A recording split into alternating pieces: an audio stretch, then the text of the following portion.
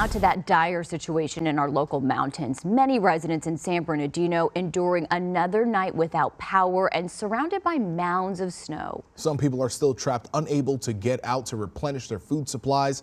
KTLA's Annie Rose Ramos joins us live along Highway 18, where the road up to Crestline remains closed this morning. And Annie Rose, we described the situation as dire, and it's not an exaggeration. I mean, there's people that don't have their food and medical supplies, things of that nature.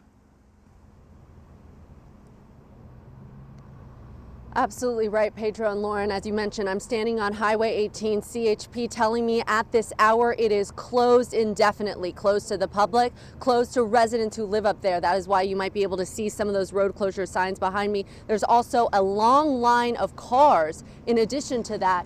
Those are people who are trying to get up the mountain. Some of them tell me they have been waiting here since late last night, but CHP again telling them that nobody is allowed up this mountain. Now, the latest word from officials, they held a press conference on Friday and they said that it's going to take at most 7 more days for them to clear those first and secondary roads in those mountain communities farther up Highway 18. That was their latest. But what we're hearing from residents, Pedro and Lauren, is that they don't have 7 days. Some of them they don't even have 3 days, that they need help now in the form of food, in the form of resources, in the form of manpower. A lot of folks also tell us, especially those in Crestline, that they don't have power, including this one woman who spoke to us earlier yesterday. Take a listen.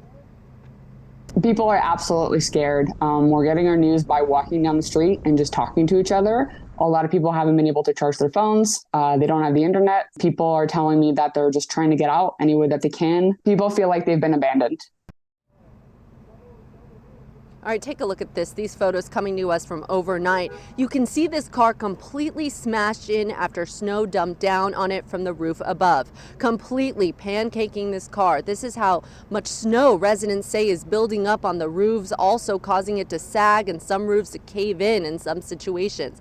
Now, we know hardworking crews are doing what they can, working around the clock and doing all they can in order to clear that snow. Caltrans crews pushing forward on State Route 189. You can see here those large loaders working in tight situation. As of this morning, crews have removed, they tell us, over 8.2 million cubic yards of snow. But residents are telling us they need more help, resources, and more manpower to dig everyone out of all this snow. Neighbors doing what they can to help neighbors, organizing grassroots efforts like here in the parking lot of Goodwin's Market. Their roof caved in a couple days ago, so they shut down the inside of their store, but they are now using their store parking lot as a food distribution site for the folks who say they desperately need that food as supplies continue to run out up in those mountain communities. Now back here live, Lauren and Pedro, we did see 2 Stater Brothers trucks make their way up the mountain just a few minutes ago. We know that the